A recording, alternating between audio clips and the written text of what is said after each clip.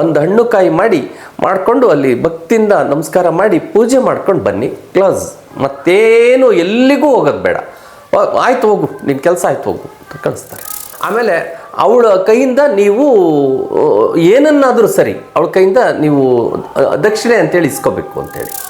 ಆ ಗುರುನಾಥರು ಅವಧೂತರು ಏನಿದ್ದಾರೆ ಅವರು ನನಗೆ ದೈವಾಂಶ ಸಂಭೂತರಾಗಿ ಕಾಣ್ತಾರೆ. ಆ ಅವಧೂತರು ಏನಿದ್ದಾರೆ ಅವರಿಗೂ ಸಾಮ್ಯ ಇರೋವಂಥದ್ದನ್ನು ನಾನು ಕಂಡುಕೊಂಡೆ. ನನ್ನ ತಾತ ಕೈವಾರ ತಾತಯ್ಯನವರು ಹಲವು ಪವಾಡಗಳನ್ನು ಹೇಳ್ತಾ ಇದ್ರು. ಅಲ್ಲೆಲ್ಲೋ ಒಂದು ಸಾರಿ ಮಳೆ ಬರಲಿಲ್ಲಂತೆ, ಇಡೀ ಪ್ರಾಂತ್ಯನೇ. ಆಮೇಲೆ ಅವರು ಸಂತೃಪ್ತಿನೂ ಹೊಂತಾರೆ, ಹೊಟ್ಟೆ ತುಂಬಿದಷ್ಟು ಆನಂದ ಆಗುತ್ತೆ. ಇದನ್ನು ಹೋಗಿ ಊರಲ್ಲಿ ಹೇಳ್ತಾರೆ, ತಾತ ಹಿಂಗೆ ಮಾಡಿದ್ರು ನಮಗೆ ಅಂತ. ಇಂತಹ ಹಲವಾರು ಪವಾಡಗಳನ್ನು ನನ್ನ ತಾತ ನನಗೆ ಹೇಳಿರೋರು.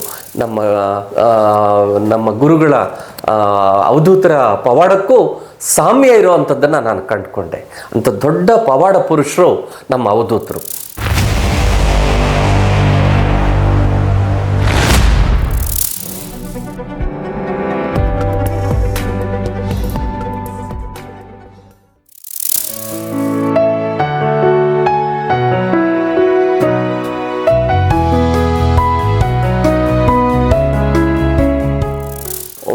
ಮನೆಯಲ್ಲಿ ನೀನು ಏನು ಊಟ ಕೊಡ್ತೀಯೋ ಅದನ್ನು ನನಗೆ ಗೊತ್ತಿಲ್ಲ, ಅದೇ ಅವಳಿಗೆ ಅಮೃತ ಅಂದ್ಕೋತಾಳೆ, ಅದನ್ನು ಮಾಡಿ ಕಳಿಸು, ನಿನ್ನ ಜಯ ಆಯಿತು ಹೋಗು ಅಂತ ಅಂತಾರೆ.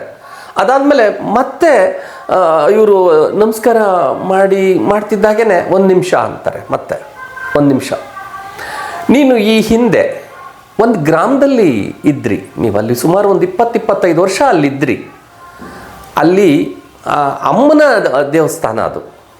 ಆ ಅಮ್ಮನ ದೇವಸ್ಥಾನಕ್ಕೆ ನೀವು ಹೋಗಿ ಇಡೀ ಕುಟುಂಬ ಹೋಗಿ ಹಣ್ಣು ಕಾಯಿ ಮಾಡ್ಕೊಂಡು, ಏನೂ ಆ ತಾಯಿ ಏನೂ ಕೇಳಲ್ಲ ನಿಮ್ಮನ್ನು. ಒಂದು ಹಣ್ಣು ಕಾಯಿ ಮಾಡಿಕೊಂಡು ಅಲ್ಲಿ ಭಕ್ತಿಯಿಂದ ನಮಸ್ಕಾರ ಮಾಡಿ ಪೂಜೆ ಮಾಡ್ಕೊಂಡು ಬನ್ನಿ, ಕ್ಲೋಸ್. ಮತ್ತೇನು ಎಲ್ಲಿಗೂ ಹೋಗೋದು ಬೇಡ, ಆಯ್ತು ಹೋಗು, ನಿನ್ನ ಕೆಲಸ ಆಯ್ತು ಹೋಗು ಅಂತ ಕಳಿಸ್ತಾರೆ. ದಿಗ್ಭ್ರಾಂತಿ ಆಗುತ್ತೆ ನನಗೆ.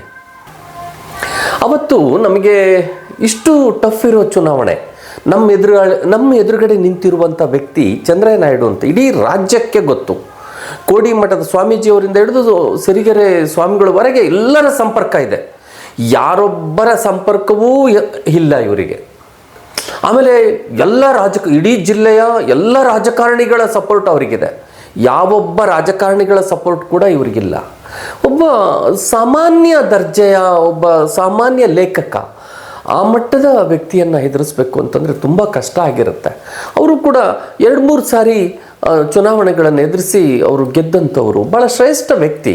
ನಾನು ಕೂಡ ಕೆಲವೊಮ್ಮೆ ಅವರ ಆದರ್ಶಗಳನ್ನು, ಅವರ ಚಿಂತನೆಗಳನ್ನು, ನಾಯ್ಡು ಅವರ ಚಿಂತನೆಗಳನ್ನು ನಾನು ಅಳವಡಿಸ್ಕೊಂಡಿದ್ದೀನಿ ಕೂಡ. ಆದರೆ ಆ ಸಂದರ್ಭ ಅನಿವಾರ್ಯ ಆಗಿರುತ್ತೆ, ಅವರಿಗೂ ಅನಿವಾರ್ಯ, ಇವರಿಗೂ ಅನಿವಾರ್ಯ ಆಗುತ್ತೆ ಚುನಾವಣೆ. ನಾವು ಎರಡೂ ಕುಟುಂಬದವರು ತುಂಬ ಅನ್ಯೋನ್ಯವಾಗಿ ಇದ್ದಂಥವ್ರು, ಒಂದೇ ಮನೆಯಲ್ಲಿ ನಾವು ಒಟ್ಟಿಗೆ ಊಟ ಮಾಡಿದಂಥವ್ರು. ಅವ್ರ ಮನೆಗೆ ನಾವು ಇಡೀ ಕುಟುಂಬ ಹೋಗಿದ್ದೀವಿ, ಅವ್ರ ಕುಟುಂಬ ಪೂರ್ತಿ ನಮ್ಮ ಮನೆಯಲ್ಲಿ ಊಟ ಮಾಡಿದೆ. ಇವತ್ತಿಗೂ ಒಳ್ಳೆಯ ಸಂಪರ್ಕ ಇದೆ, ಅದು ಬೇರೆ ವಿಷಯ. ಆದರೆ ಆ ಕ್ಷಣದಲ್ಲಿ ಒಂದು ಚುನಾವಣೆ ಅಂದರೆ ಹೇಗೆ ಭಿನ್ನಾಭಿಪ್ರಾಯಗಳನ್ನು ಸೃಷ್ಟಿಸುತ್ತೆ, ಹೇಗೆ ವೈರುಧ್ಯಗಳನ್ನು ಸೃಷ್ಟಿಸುತ್ತೆ ಅನ್ನೋದಕ್ಕೆ ಆ ಚುನಾವಣೆ ಸಾಕ್ಷಿ ಆಗುತ್ತೆ. ಗುರುಗಳು ಭುಜ ತಟ್ಟಿ ಆಯಿತು ಹೋಗಿ ಅಂತಾರೆ. 2 ಇನ್ಸಿಡೆಂಟ್ಸ್, 2 ಪ್ರಸಂಗ ನಮಗೆ. ಒಂದು, ನನ್ನ ಅತ್ತೆ, ನಮ್ಮ ತಂದೆಯ ತಂಗಿನ ಮನೆಗೆ ಕರೆಸ್ಬೇಕು, ಮತ್ತು ನಾವು ಅವರಿಗೆ ಬಾಗಿನ ಕೊಟ್ಟು ವ್ಯವಸ್ಥೆ ಮಾಡಬೇಕು, ಮತ್ತೇನೂ ಇಲ್ಲ. ಇನ್ನೊಂದು, ಕಟ್ಟೆಹೊಳೆಯಮ್ಮ, ದೊಡ್ಡ ಪಟ್ಟಣಗೆರೆಯ ಕಟ್ಟೆಹೊಳೆಯಮ್ಮನ ದೇವಸ್ಥಾನಕ್ಕೆ ಹೋಗಿ ತಾಯಿ ಆಶೀರ್ವಾದ ತಗೋಬೇಕು, ನಾವು ಹಣ್ಣು ಕಾಯಿ ಮಾಡ್ಕೊಂಬರ್ಬೇಕು, ಮತ್ತೇನು ನಾವು ಯಾರಿಗೂ ಏನೂ ಕೊಡೋ ಹಂಗಿಲ್ಲ. ಇಂಥದ್ದೊಂದನ್ನು ಸೂಕ್ಷ್ಮತೆ ಕೊಡ್ತಾರೆ. ಅದಾದಮೇಲೆ ನಾವು ಮರುದಿನವೇ ಕಟ್ಟೆಹೊಳೆಯಮ್ಮನ ದೇವಸ್ಥಾನಕ್ಕೆ ಹೋಗ್ತೀವಿ, ಪೂಜೆ ಮಾಡ್ಕೊಂಬರ್ತೀವಿ.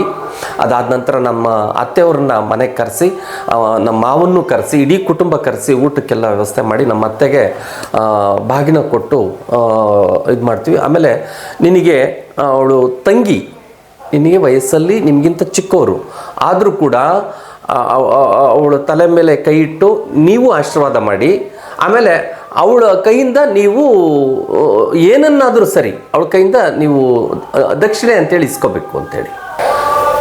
ಸಂದರ್ಭ, ನನ್ನ ಅತ್ತೆ ತುಂಬ ಕಡುಬಡ್ತನ, ತುಂಬ ಅಂದರೆ ಅವರು ಕಡೂರಿಗೆ, ಬಿಳವಾಲದಿಂದ ಕಡೂರಿಗೆ ಬಂದೋಗೋದೇ ನಡ್ಕೊಂಡು ಬಂದೋಗೋದು. ಅಂತ ಬಸ್ಗಳಿದ್ರು ಕೂಡ ಅವ್ರು ವ್ಯಾಪಾರ ಮಾಡೋದಕ್ಕೆ ಹೋದರೆ ಅವರು ನಡ್ಕೊಂಡು ಹೋಗಿ ವ್ಯಾಪಾರ ಮಾಡ್ಕೊಂಡು ಬರೋ ಸ್ಥಿತಿ. ಅಂಥ ದಿನದಲ್ಲಿ ಅಮ್ಮ ನೀನೇನಾದರೂ ಒಂದು ನನಗೆ ಕೊಡಬೇಕಂತೆ ಹೇಳಿದ್ದಾರೆ ಹಿಂಗೆ ಗುರುನಾಥರು ಅಂಥೇಳಿ ಹೇಳಿದಾಗ ನಮ್ಮ ಅತ್ತೆ ಅತ್ಯಂತ ಖುಷಿಯಾಗಿ ಸಂತೋಷವಾಗಿ ಅವಳು ಇದನ್ನು ಕೊಡುವಾಗ, ಕೈ ಎತ್ತಿ ಕೊಡುವಾಗ ಆ ತಾಯಿ ಕಣ್ಣಲ್ಲಿ ಜೋರಾಗಿ ಅಳ್ತಾ ಇದ್ದಾರೆ. ಅಂದರೆ ಸಂತೋಷದ ಬಾಷ್ಪ ಅದು. ನೋಡು, ಗುರುಗಳು ನನ್ನಿಂದ ನಮ್ಮ ಅಣ್ಣನಿಗೆ ಕೊಡಿಸ್ತಾ ಇದ್ದಾರಲ್ಲ ಅಂಥೇಳಿ ಅದು ಕೊಟ್ಟಾಗ ಅವರು ಧನ್ಯತೆಯಿಂದ ಅದನ್ನು ಸ್ವೀಕಾರ ಮಾಡ್ತಾರೆ. ಕೊನೆಯವರೆಗೂ ಇಬ್ಬರೂ ತಂಗಿಯರ ಬಗ್ಗೆ ಭಾಳ ಅನ್ಯೋನ್ಯತೆ ಮತ್ತು ಪ್ರೀತಿಯನ್ನು ಇಟ್ಕೊಂಡಂಥವ್ರು ನಮ್ಮ ತಂದೆಯವರು. ಇಡೀ ಕುಟುಂಬನೇ ಅಂಥದ್ದೊಂದು ಸಂಸ್ಕಾರ ಹಾಗಾಗಿ ಬರುತ್ತೆ. ಇದಾದ ನಂತರ ನಾನು ಪರೀಕ್ಷೆಗೆ ಒಡ್ಡಿದ್ದು ಯಾವಾಗ? ಗುರುನಾಥರನ್ನೇ ನಾನು ಪರೀಕ್ಷೆಗೆ ಒಡ್ಕೋತೀನಿ. ನಾನು ಅಂದ್ಕೋತೀನಿ ನನ್ನ ಮನಸ್ಸಲ್ಲಿ, ಯಾವಾಗ ನನಗೆ ಜ್ಞಾನೋದಯ ಆಗಿದ್ದು ಅಂದರೆ ಇಡೀ ಚುನಾವಣೆ, ಅಷ್ಟು ಟಫ್ ಇರುವ ಚುನಾವಣೆ, 106 ಮತಗಳ ಅಂತರದಲ್ಲಿ ಅವ್ರು ಏನು ಹೇಳಿದರು ಅದೇ ಮಾತು, ಅದೇ ಅಂಕಿ ಆಗತ್ತೆ. 106 ಮತಗಳ ಅಂತರದಲ್ಲಿ ನೀನು ಗೆಲ್ತೀಯ, ಹೋಗು ಅಂತ ಹೇಳ್ತಾರೆ ಭುಜ ತಟ್ಟಿ. ಇಷ್ಟು ಮಾಡು, ನೀನು ಈ 2 ಪ್ರಸಂಗ ಮಾಡು, 106 ಮತಗಳ ಅಂತರದಲ್ಲಿ ನೀನು ಗೆಲ್ತೀಯ ಅಂಥೇಳಿ ಭುಜ ತಟ್ಟಿ ಕಳಿಸ್ತಾರೆ. ನಾವು ನಮ್ಮ ತಂದೆಯವರ ಆದಿಯಾಗಿ ನಾವೇನು ಅಂದ್ಕೋತೀವಿ, ಕ್ಯಾಶುವಲಾಗಿ ಹೇಳಿದ್ದಾರೆ ಅಂತ ಅಂದ್ಕೋತೀವಿ.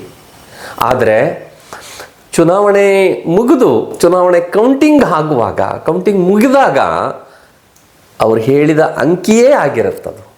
106 ಮತಗಳ ಅಂತರದಲ್ಲಿ ಸೂರ್ಯವರು ಗೆಲ್ತಾರೆ ಅವತ್ತು. ಅದು ಗೆದ್ದ ನಂತರ ನಾನು ಕಂಡುಕೊಂಡಿದ್ದು ನನಗೆ ಬಂದದ್ದು ಭಾವನೆ, ಗುರುನಾಥರು, ಅವಧೂತರು ಏನಿದ್ದಾರೆ ಅವರು ನನಗೆ ದೈವಾಂಶ ಸಂಭೂತರಾಗಿ ಕಾಣ್ತಾರೆ. ಅದು ನನಗೆ ಮೂಲ ಅನಿಸಿದ್ದು ನನ್ನ ಕೈವಾರ ತಾತಯ್ಯನ ಆ ಕಾಲಜ್ಞಾನದ ಪರಿಕಲ್ಪನೆ ಮತ್ತು ಅವರ ಆಧ್ಯಾತ್ಮದ ಚಿಂತನೆ, ಅವರ ಅನುಗ್ರಹ ಮತ್ತು ಅವರ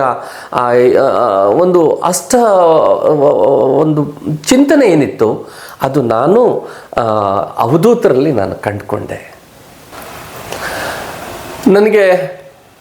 ನನಗೆ ಸಂಪೂರ್ಣವಾಗಿ ಜ್ಞಾನೋದಯ ಆಗಿತ್ತು. ಆ ದಿನ ರಾತ್ರಿ ಮುಗಿಸ್ಕೊಂಡು ಬಂದಮೇಲೆ ನಾನು ಸುಮ್ಮನೆ ಯೋಚನೆ ಮಾಡಿಕೊಂಡೆ, ಕೈವಾರ ತಾತಯ್ಯನವರ ಆ ಕಾಲಜ್ಞಾನದ, ಅವರ ಅನುಭವ, ಅವರ ಆಧ್ಯಾತ್ಮಿಕ ಚಿಂತನೆ, ಅವರ ವಿಚಾರಧಾರೆಗಳು ಏನಿತ್ತು ಅದು ನಾನು ಕಂಡುಕೊಂಡಿದ್ದು, ಪ್ರತ್ಯಕ್ಷ ಸಾಕ್ಷಿಯಾಗಿ ಕಂಡುಕೊಂಡಿದ್ದು, ನನಗೆ ಜ್ಞಾನೋದಯ ಆಗಿದ್ದು ಕೈವಾರ ತಾತಯ್ಯ ಬೇರೆ ಅಲ್ಲ, ಅವರ ಚಿಂತನೆಗಳು ಬೇರೆ ಅಲ್ಲ, ಅವರ ಆಧ್ಯಾತ್ಮದ ಪರಿಕಲ್ಪನೆ ಬೇರೆ ಅಲ್ಲ, ನಮ್ಮ ವೆಂಕಟಾಚಲ ಅವಧೂತರು ಏನಿದ್ದಾರೆ ಅವರಿಗೂ ಸಾಮ್ಯ ಇರೋವಂಥದ್ದನ್ನು ನಾನು ಕಂಡುಕೊಂಡೆ. ನನ್ನ ತಾತ ಕೈವಾರ ತಾತಯ್ಯನವರು ಹಲವು ಪವಾಡಗಳನ್ನು ಹೇಳ್ತಾಯಿದ್ರು. ಅಲ್ಲೆಲ್ಲೋ ಒಂದು ಸಾರಿ ಮಳೆ ಬರಲಿಲ್ಲಂತೆ, ಇಡೀ ಪ್ರಾಂತ್ಯನೇ ಇನ್ನೇನು ಮುಗದೇ ಹೋಯಿತು ಜನಜೀವನ ಅನ್ನುವಂಥ ಸಂದರ್ಭದಲ್ಲಿ ಎಲ್ಲರೂ ಹೋಗಿ ಅವ್ರನ್ನ ಮೊರೆ ಹೋಗ್ತಾರೆ. ಮೊರೆ ಹೋದಾಗ ಆಯಿತು ಎಲ್ಲ ಭಜನೆ ಮಾಡಿ ಅಂಥೇಳಿ ಭಜನೆ ಮಾಡಲಿಕ್ಕೆ ಕೂರಿಸ್ತಾರೆ. ವಿಶೇಷವಾದ ಮಳೆ ಹೊಡೆಯುತ್ತದು. ಅಂಥದ್ದೊಂದು ಪವಾಡ. ಇಂಥ ಭಾಳಷ್ಟು ಪವಾಡಗಳು. ಇದನ್ನು ಯಾವುದು ನಾವು ಗೋರಿಕಲ್ಲು ಇರುತ್ತಲ್ಲ, ತುಂಬ ಹಸಿವಿನಲ್ಲಿ ಕೂತಿರ್ತಾರೆ ದನ ಕಾಯುವ ಇವರು ಕುರಿಗಾಯಿಗಳು ಮತ್ತು ದನ ಕಾಯುವ ಗಾಯಿಗಳು. ಅಲ್ಲಿ ತುಂಬ ಹಸಿವಾಗ್ಬಿಟ್ಟಿರುತ್ತೆ, ನೀರು ಕೂಡ ಸಿಕ್ಕಿರಲ್ಲ. ಅಂಥ ಸಂದರ್ಭದಲ್ಲಿ ಅವ್ರು ಅಲ್ಲಿ ಹೋಗ್ತಾ ಇರ್ತಾರೆ. ಹೋದಾಗ ಹಿಂಗೆ ಒಬ್ಬ ಇದುವಾಗಿ ಮೂರ್ಛೆ ಹೋಗಿ ಬಿದ್ದುಬಿಡ್ತಾನೆ.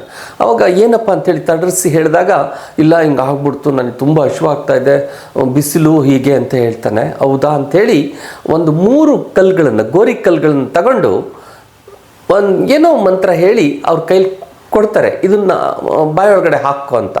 ಅವರು ತುಂಬ ಉಪೇಕ್ಷೆ ಮಾಡ್ತಾರೆ. ಈ ಗೋರಿ ಕಲ್ಲುಗಳನ್ನು ನಾವು ಬಾಯೊಳಗಡೆ ಹಾಕಬೇಕಾ ಅಂಥೇಳಿ, ನೀನು ಹಾಕ್ಕೊಳಪ್ಪ, ನಾನಿದ್ದೀನಿ ಹಾಕೋ ಅಂತ ಹೇಳ್ತಾರೆ. ಆ 3 ಜನಕ್ಕೂ ಒಂದೊಂದು ಗೋರಿ ಕಲ್ಲು ಕೊಡ್ತಾರೆ. ಆ 3 ಗೋರಿ ಕಲ್ಲುಗಳು ಕಲ್ಲು ಸಕ್ಕರೆ ಆಗುತ್ತೆ. ಅಲ್ಲಿ ನೀರು ಕುಡಿದಷ್ಟು ಅನುಭವನೂ ಆಗುತ್ತೆ, ಆಮೇಲೆ ಅವರು ಸಂತೃಪ್ತಿನೂ ಹೊಂದ್ತಾರೆ, ಹೊಟ್ಟೆ ತುಂಬಿದಷ್ಟು ಆನಂದ ಆಗುತ್ತೆ. ಇದನ್ನು ಹೋಗಿ ಊರಲ್ಲಿ ಹೇಳ್ತಾರೆ, ತಾತ ಹಿಂಗೆ ಮಾಡಿದ್ರು ನಮಗೆ ಅಂತ. ಇಂತಹ ಹಲವಾರು ಪವಾಡಗಳನ್ನು ನನ್ನ ತಾತ ನನಗೆ ಹೇಳಿರೋರು. ಹೀಗಾಗಿತ್ತು, ಈಗ ಇಂಥದ್ದೊಂದು ಇಂಥ ಸಂದರ್ಭಗಳು ಹಿಂಗೆಲ್ಲ ಆಗಿತ್ತು ಅಂತ. ನನಗೆ ಅವತ್ತು ಆಗಿದ್ದು, ಅವತ್ತು ಪರಿಕಲ್ಪನೆ ಆಗಿದ್ದು, ನನ್ನ ಗುರುಗಳು ಅವಧೂತರು ಒಂದು ಮಾತು ಹೇಳಿದರು, 106 ಮತಗಳ ಅಂತರದಲ್ಲಿ ನೀನು ಗೆಲ್ತೀಯ ಹೋಗು ಅಂತಂದ್ರಲ್ಲ, ಆ 106 ಅಂಕಿನೇ ಸ್ಪಷ್ಟವಾಗಿ ಸಿಕ್ಕೋಯ್ತು ಚುನಾವಣೆಯಲ್ಲಿ. ಒಂದು 107 ಆಗ್ಬೋದಿತ್ತು, 109 ಆಗ್ಬೋದಿತ್ತು, ಅಥವಾ 101 ಆಗ್ಬೋದಿತ್ತು, 106 ಆಯಿತು. ಆದರೆ ನನಗೆ ಆಗ ಅನಿಸಿದ್ದು ಅಂಥದ್ದೊಂದು ಪವಾಡದ ಮಾತು ಹೇಳಿದ್ರಲ್ಲ ವೆಂಕಟಾಚಲ ಅವಧೂತರು. ಹಾಗಾಗಿ ನಮ್ಮ ಕೈವಾರ ತಾತಯ್ಯನ ಪವಾಡಕ್ಕೂ ನಮ್ಮ ಗುರುಗಳ ಅವಧೂತರ ಪವಾಡಕ್ಕೂ ಸಾಮ್ಯ ಇರುವಂಥದ್ದನ್ನು ನಾನು ಕಂಡುಕೊಂಡೆ. ಅಂಥ ದೊಡ್ಡ ಪವಾಡ ಪುರುಷರು ನಮ್ಮ ಅವಧೂತರು. ಈ ಘಟನೆ ಏನಿದೆ, ನನಗೆ ವೆಂಕಟಾಚಲ ಅವಧೂತರ ಮೊದಲ ಅನುಭವ. ನನಗೆ ಅಲ್ಲಿವರೆಗೂ ಕೂಡ ಗೊತ್ತಿರಲಿಲ್ಲ. ಆ ಮೊದಲ ಅನುಭವದಲ್ಲೇ ನಾನು ಪುಳಕಿತನಾದೆ, ತುಂಬ ರೋಮಾಂಚಿತನಾದೆ. ಗುರುಭ್ಯೋ ನಮಃ. ನಮಸ್ಕಾರ.